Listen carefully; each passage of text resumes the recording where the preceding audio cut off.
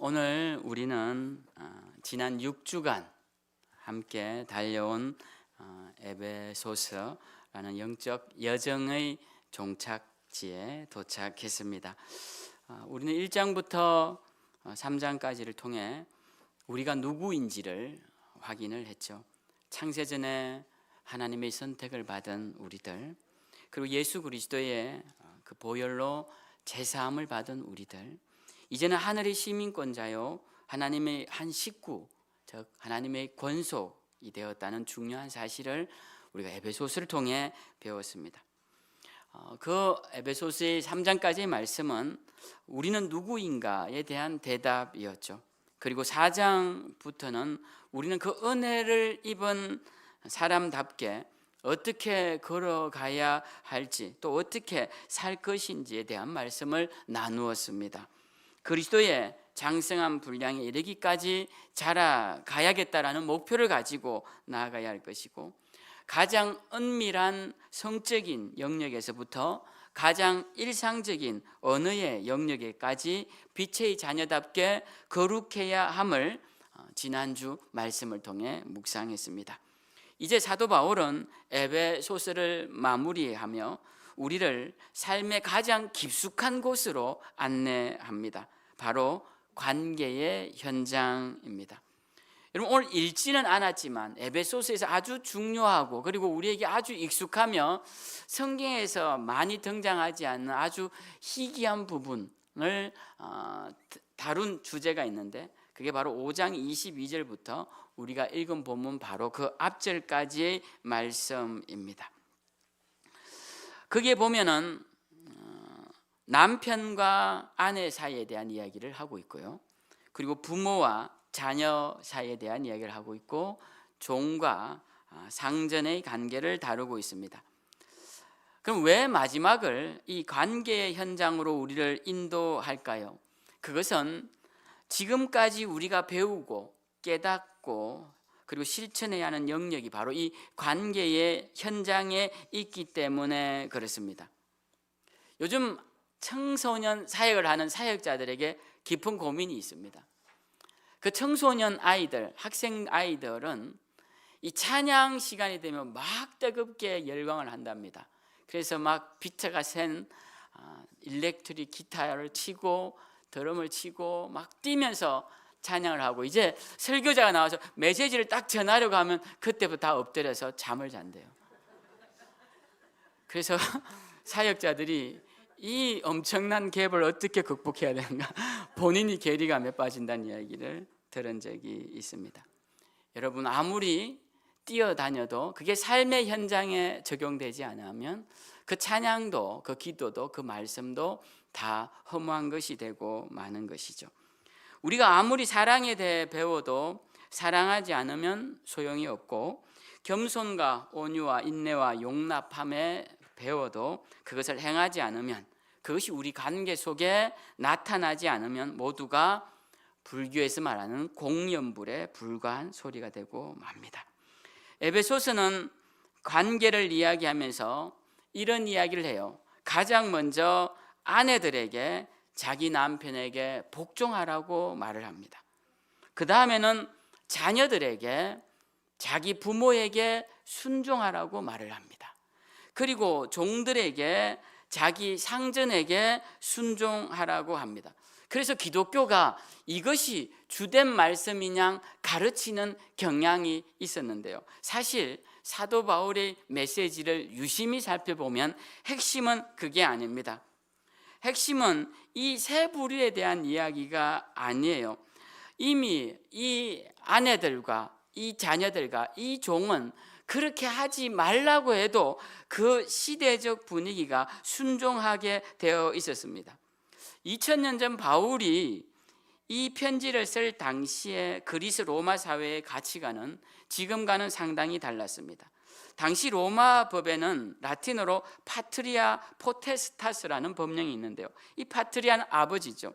이 가장의 절대 권한이라는 법령이 있었습니다. 아내와 자녀 그리고 종은 인격체로서가 아니라 그 가장의 소유물이 되었던 시대입니다. 아버지는 자녀의 생사 여탈권을 가지고 있었기에 자녀를 학대하거나 폭행하는 일이 굉장히 흔했고, 종도 사람으로서라기보다 그저 도구에 불과하던 시대였습니다. 그 당시의 세상 모든 윤리 강령은 한 가지만을 강조했는데요, 아래 사람은 위 사람에게 순종하라는 것이었습니다. 그러니까 당연히 강자는 약자를 누르고 소유주는 소유물을 통제하는 것이 당연한 질서처럼 여겨졌습니다. 그런데 바울은 이 말을 하고자 함이 아니었습니다. 이러한 그 당시 가치관을 반영하는 세 가지 법령 안에 중요한 하나님의 법령을 그 뒤에 덧붙이기 시작했습니다. 그게 뭐냐면 바로 남편에게 하는 말이에요. 오늘 말씀 이제 5장 22절 후반부에 보면은 이제 그때부터 바울은 남편들에게 아내를 사랑하는 것을 교회가 주님이 교회를 사랑하는 것처럼 사랑하라라고 가르쳐 줍니다. 그리고 부모에게도 아이를 함부로 학대하지 말고 관용으로 싸매어주고 그를 미워하지 않도록 그를 잘 보살펴 주라라고 말을 합니다. 그리고 주인들에게도 종들에게 사랑으로 대하라라고 말을 하고 있습니다. 사실 그 당시 시대적 관념에서 보면 이 말은 영적인 혁명이라 말할 만큼 충격적인 선포입니다. 바울은 세상의 질서대로 아내와 자녀와 종들에게 순종을 먼저 건면한 듯 하지만 곧바로 그 시선을 뒤집어서 기득권자들, 즉 남편과 부모와 상전들에게 당시로서는 상상할 수 없는 파격적인 책임을 요구하고 있는 말씀이 5장 22절부터 나오고 있습니다. 이렇게 말하죠. 남편들아, 그리스도께서 교회를 위해 목숨을 버리심같이 아내를 사랑하라. 이 당시 남성들에게 자신의 소유물인 줄 알았던 아내를 위해 자기의 목숨을 내놓으라는 충격적인 선언을 한 것입니다. 부모들에게는 자녀를 네 마음대로 휘두르지 말고 인격적으로 대하라고 명령합니다. 여러분, 자녀들이 갖는 정신적 장애 중에 부모로부터 기인된 것 중에 80%가 아버지로부터 기인되는 거랍니다. 목회자 자녀들이 앓는 큰 상처 중에 하나는요, 너무나 엄격하게 자기를 다스리는 아버지로부터, 목사인 아버지로부터 받는 상처가 굉장히 큽니다. 아버지는 자녀를 자기 소유물인 줄 알고 아이를 때리죠. 폭행하는 사람들이 굉장히 많습니다. 목회자들은 뭐 그 정도인데 세상 사람들은 말할 것도 없죠. 저희 어릴 때도 그런 것들은 부지기수로 보던 일이었습니다. 근데 성경은 뭐라고 말하냐면 부모들에게 자녀를 네 마음대로 휘두르지 말고 인격적으로 대하라고 가르칩니다. 상전들에게도 종에게 순종만을 요구할 것이 아니라 너희 진짜 상전은 하늘에 계시니 종들에게 위협을 행하는 행위를 거치라라고 말씀하고 있는 것이 이 에베소서의 중요한 내용입니다. 이것은 단순히 도덕적인 훈계가 아닙니다. 하늘의 건속이 된 자들이 이 땅의 가치관으로 살 것이 아니라, 이 땅의 법률로만 살 것이 아니라 하나님의 질서를 따라 하나님의 법대로 살아야 함을 보여주는 한 예시이다라는 것입니다.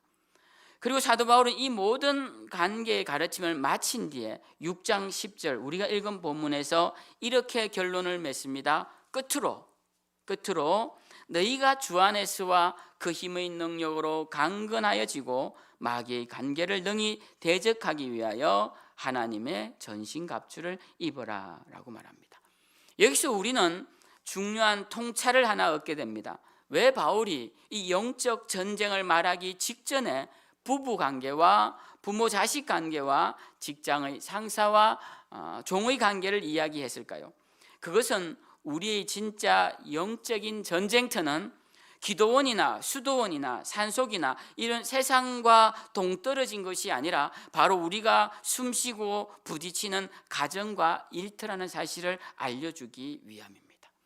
마귀는 먼 곳에 있지 않습니다. 마귀는 우리 부부 관계에 틈을 타고 들어오고 부모와 자녀 사이의 상처를 파고 들고 들어오며 일터에서의 불의를 통해 우리를 무너뜨리려 하는 것입니다. 그러므로 하나님의 전신 갑주를 입는다는 것은 바로 오늘 내 옆에 있는 사람을 그리스도의 사랑으로 대하는 것에서부터 시작한다는 것을 오늘 성경은 알려주고 있습니다.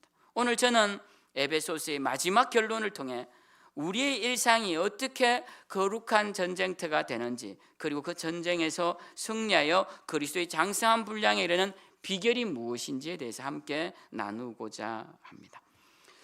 우리는 흔히 영적 전쟁이라고 하면 특별한 장소나 신비로운 현상을 떠올립니다. 기도를 많이 하는 산기도 현장이나 선교지의 치열한 영적 대결을 생각합니다. 그러나 바울이 에베소서의 마지막 결론으로 영적 전쟁을 선포하며 우리를 데려간 곳은 5장 22절부터 이어져 오는 우리의 안방이요, 우리의 거실이요, 우리의 일터라는 것입니다. 바울은 영적 전쟁을 명령하기 직전에 부부관계, 부모 자녀 관계, 종과 상전의 관계를 길게 설명합니다. 이것이 무엇을 의미할까요? 우리의 진짜 전쟁터는 바로 관계의 현장이라는 것을 알려주는 것입니다. 마귀는 저 하늘 위에서 역사하는 존재가 아니에요. 우리의 일상을 파고듭니다. 남편과 아내가 서로를 무시하게 만들고, 부모와 자녀가 서로를 적대시하게 만들고, 일터에서 서로를 속이며 서로의 위에 군림하려고 만드는 것, 군림하게 만드는 것, 이것이 마귀의 치밀한 계략이라는 사실입니다. 12절 한번 보십시오. 우리의 씨름은 혈과 육을 상대하는 것이 아니요 라고 말씀하고 있습니다. 우리는 흔히 나를 힘들게 하는 그 사람, 또 내 말을 안 듣는 자녀, 나를 무시하는 상사와 싸우고 있다고 생각합니다. 그래서 그 사람을 미워하고 그 사람을 비난하고 그 사람 앞에서 혈기를 부리죠. 그러나 그것은 마귀가 파놓은 함정입니다. 마귀의 전략은 사람을 미워하게 하여 관계를 파괴시키고 결국 하나님이 세우신 아름다운 가정이라는 공동체, 교회라는 공동체를 무너뜨리는 것이 마귀의 전략이라는 것입니다. 우리가 싸워야 할 대상은 내 옆에 있는 지체가 아닙니다. 우리는 가만히 보면 우리를 가장 사랑하는 사람에게 가장 함부로 대하는 경향이 있어요. 여러분들이 함부로 대하는 사람들을 자세히 보십시오. 대부분은 여러분을 지지해주고 여러분 곁에서 후원해주고 지금까지 사랑해 주었던 사람들입니다. 그런데 왜 그렇게 할까요? 그것은 우리의 영적인 눈이 가리워져서 그렇습니다. 우리가 싸우고 분내고 화내어야 할 대상은 여러분을 지금까지 참아준 여러분 곁에 있는 사랑하는 사람이 아니에요. 그 배후에서 미움과 분노와 분열을 조장하는 오늘 성경에 나오는 통치자들, 여기서 통치자는 세상 통치자들을 말함이 아닙니다. 권세들도 마찬가지고 그 이후에 나오는 어둠의 세상 주관자들과 하늘에 있는 악한 영들을 말하는 것이에요. 그러니까 우리가 싸워야 할 것은 혈과 육이 아니라 어둠의 세상 주관자들과 악의 영들과 싸워야 한다라는 것입니다. 우리 성도님들은 이런 존재와 싸워야 합니다. 그런데 이런 존재와 싸워야 합니다라고 말하는 분들보다 사람을 더 운운하고 저 사람 때문에, 저 형제 때문에, 심지어는 저 인간 때문에 이렇게 말하면서 우리의 초점이 완전히 빗나가서 싸워야 할 대상이 아닌 엉뚱한 상대를 향해 싸움을 거는 것을 심심치 않게 볼 수 있습니다. 여러분, 우리를 넘어뜨리게 하는 존재들은 그들이 아닙니다. 우리를 넘어뜨리게 하는 존재는 눈에 보이는 사람이 아니라 그 너머에 있는 악한 영들입니다. 일상이 전쟁터임을 인지하는 성도는 사람과 싸우지 않습니다. 부부싸움의 위기가 올 때, 직장에서 불의한 유혹이 올 때, 지금 영적인 전쟁이 시작되었구나라고 깨닫는 것, 그것이 승리의 첫걸음입니다. 우리가 하나님의 권속으로서 품위를 지키고 그리스도인의 정체성을 유지해야 할 최전선은 바로 우리의 평범한 일상임을 잊지 말아야 합니다. 저는 여러분들에게 부부관계를 잘하는 법을 알려드릴 수 없습니다. 그리고 자녀를 어떻게 하면 잘 양육하는지, 그것도 알려드릴 수 없습니다. 거기에 대해서 별로 아는 게 없습니다. 그리고 어떻게 하면 사업이 잘 되는지, 돈을 잘 버는지, 그리고 문제를 어떻게 해결할 수 있는지도 잘 알려드릴 게 없습니다. 거기에는 그것에 대한 전문가들에게 물어보시면 됩니다. 그러나 분명하게 말씀드릴 수 있는 것은 그 모든 관계의 배후에는 보이지 않는 영적인 세력들이 있다는 것이고, 우리를 미혹하고자 하는 악한 영들의 역사가 있다는 것입니다. 그래서 그 모든 관계를 잘 하려면 하나님께 더 가까이 나아가야 합니다. 제가 지지난주 계속 설교를 드리면서 우리가 하나님을 깊이 알면 알수록 세상을 알게 되고 사람을 알게 되고 자신을 알게 된다고 말씀을 드렸습니다. 그리고 그것은 저의 기도이기도 합니다. 여러분, 하나님을 더 가까이 하십시오. 하나님을 더 의지하십시오. 하나님의 말씀을 더 잘 지키십시오. 그러면 그 문제 너머에 역사하는 악한 영의 계계를 물리치게 될 것입니다. 그래서 바울은 그 악한 영들을 이기게 하기 위해 오늘 본문에서 하나님의 전신갑주를 입으라고 권면하고 있습니다. 여러분, 우리가 이곳이 전쟁터라면 여러분 손에 무기를 들어야 하겠죠. 무엇으로 무장해야 합니까? 하나님의 전신갑주를 입으라고 합니다. 우리의 무기가 아니에요. 우리의 전신갑주가 아닙니다. 하나님의 전신갑주를 입어야 합니다. 성화와 영적 전쟁의 비결은 내 의지력에 있는 것이 아닙니다. 하나님 주시는 능력에 달려있는 것입니다. 그렇기에 우리는 매일 아침 하나님이 주신 무기로 옷을 입듯 영적 무장을 해야 하는 것입니다. 그렇지 않으면 금방 넘어집니다. 20대 때 뜨거웠다고 해서 내 지금까지도 뜨거운 사람이 없습니다. 내가 한때 열정적이었다고 지금까지 열정적일 수 없어요. 우리는 매일매일 아침 일어나면 영적으로 새롭게 무장을 다짐하지 않으면 그날은 또 영적인 전쟁터에서 지치고 쓰러지고 만다라는 것입니다. 우리는 오늘 성경을 보십시다. 영적 무장을 어떻게 해야 합니까? 첫째는 진리의 허리띠를 매라고 합니다. 세상은 끊임없이 상황에 따라 적당하게 하라고 말합니다. 죄와 타협하며 지내라고 합니다. 그 정도면 괜찮다고 말을 합니다. 그렇기에 하나님은 우리에게 진리의 띠로 허리를 묶으라고 합니다. 중심이 흔들리면 쓰러지고 마니까. 그래서 하나님만이 우리의 절대 진리임을 믿고 그분을 바라보고 나아가라고, 그래서 진리의 띠를 매라고 말씀합니다. 둘째는 의의 호심경을 말합니다. 이 호심경이라는 적당한 번역어가 없어서 계속 한자어를 쓰는데요, 이 호심이라는 것은 심장을 보호한다는 뜻입니다. 경은 이 금속으로 된 판을 말하는 비치는 거울과 같은 것이죠. 옛날 군사들이 가슴 부위를 보호하기 위해 갓보부 뒤에 덧대었던 둥근 금속판을 의미하는 것입니다. 적의 화살이나 칼날을 막는 실질적인 방어구이기도 했고, 이게 빛을 받으면 번쩍번쩍해서 뭔가 신비스러운 위엄도 보여주는 그런 역할도 하던 것이었습니다. 이 의의 호심경을 우리가 붙이라는 것입니다. 마귀는 우리에게 끊임없이 죄책감을 공격합니다. 네가 그러고도 목사냐, 네가 그러고도 집사냐, 권사냐, 네가 그러고도 교회 다닌다고 하는 사람이냐라고 참소할 때 그때 우리는 이렇게 의의 호심경을 붙이고 말해야 합니다. 나는 내 도덕적 완벽함으로 의로워진 것이 아니라 그리스도께서 나를 의롭다 하셨다, 그 보혈로 말미암아 나는 의롭게 된 사람이다 라고 그렇게 선포할 수 있는 의의 메시지가 내 속에 호심경처럼 붙어 있어야 한다는 것입니다. 성도님들 중에도 작은 말에 상처를 잘 받는 사람들이 있습니다. 열등감이 많은 사람들이 대체적으로 작은 상처를 못 견뎌 하는데요, 그래서 오해도 많이 하죠. 그러니까 우리가 이런 부분에서 이기려면 우리가 어떻게 하면 이길 수 있느냐? 우린 열등감이 없는 사람이 없습니다. 다 있어요. 저도 있고. 근데 이러한 것을 어떻게 하면 이길 수 있느냐라는 것입니다. 그것은 우리가 하나님의 자녀가 된 사실, 예수님 때문에 내 죄가 사함받은 사실을 우리 가슴에 딱 붙이고 당당하게 세상에 쓸 때, 그 메시지가 있을 때 우리는 의의 호심경을 붙인 사람처럼 당당하게 세상을 직면할 수 있다는 것입니다. 그래서 우리는 의의 호심경을 붙여야 할 것이고요, 셋째는 평안의 복음이 준비한 신을 신어야 합니다. 이 신은 두 가지 의미가 있는데요. 첫 번째는 복음이고 두 번째는 평안이에요. 우리가 가는 곳마다 자꾸 분열이 일어나면 안 됩니다. 이거는 누구에게 문제가 있느냐? 나에게 문제가 있는 거예요.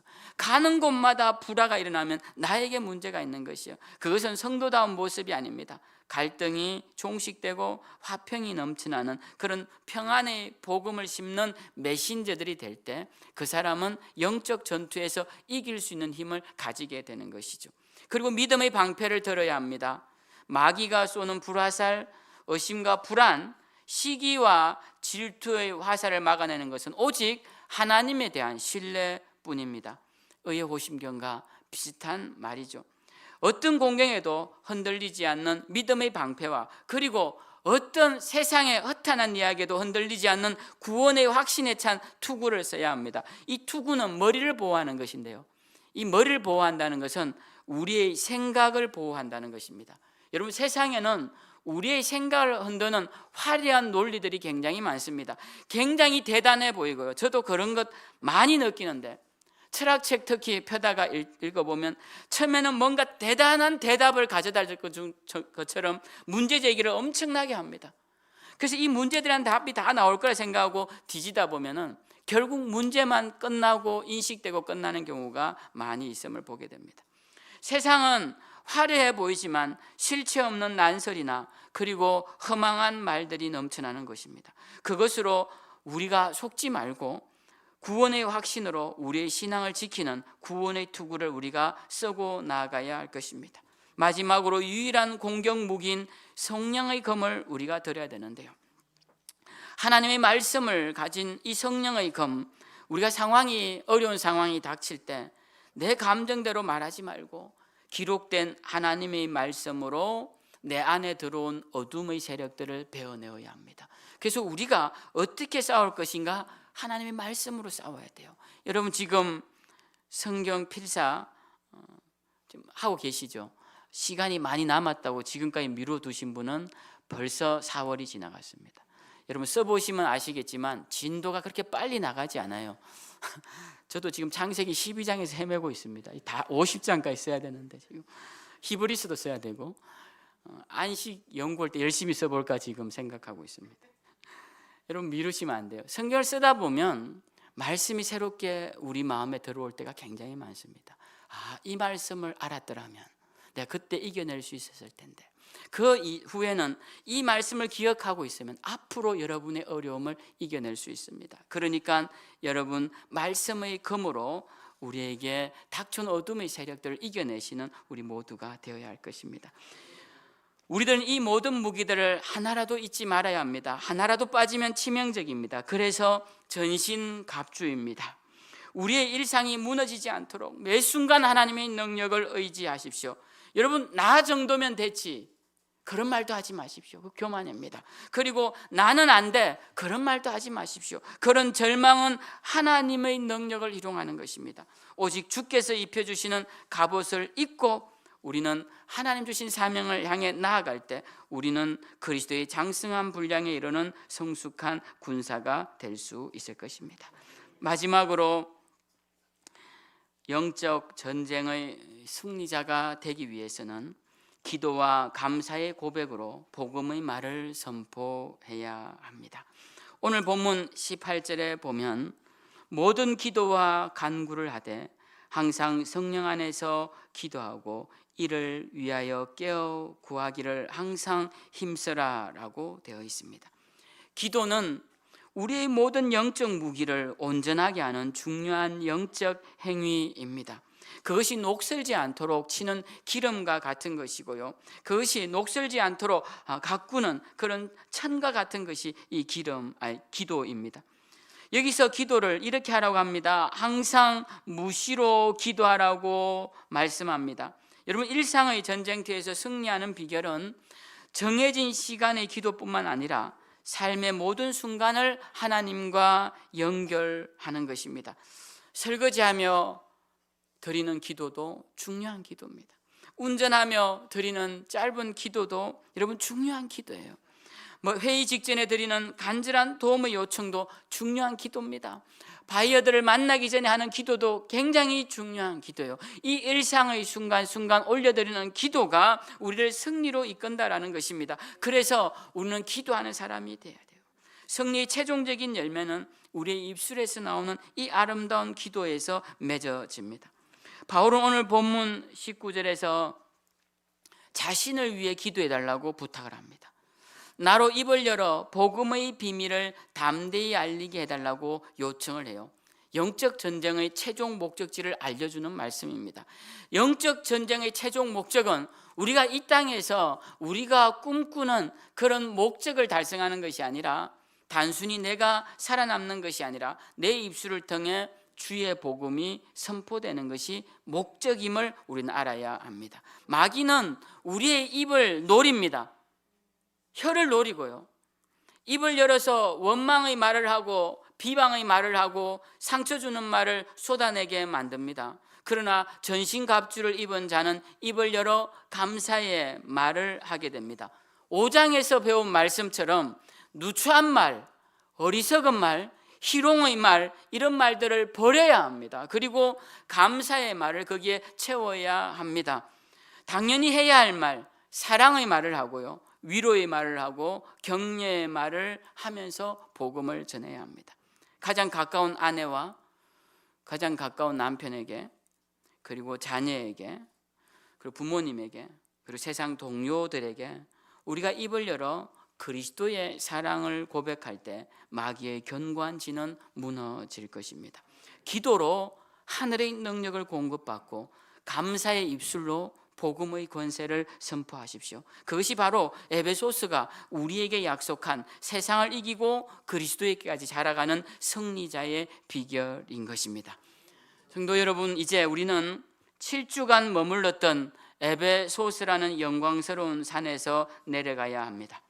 우리는 하늘의 신령한 복을 노래하며 1장을 시작했고, 이제 하나님의 전신갑주를 입은 군사가 되어 세상이라는 들판으로 나아가야 합니다.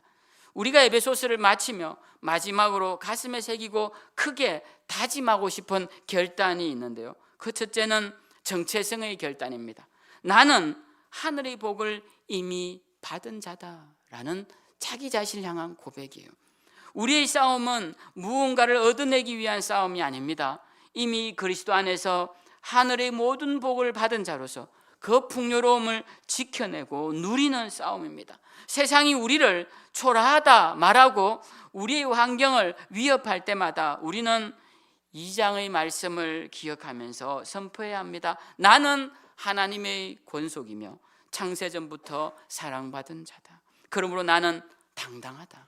이 거룩한 자부심이 우리 삶의 모든 열등감을 극복하는 기초가 되어야 할 것입니다. 두 번째는 일상의 결단입니다.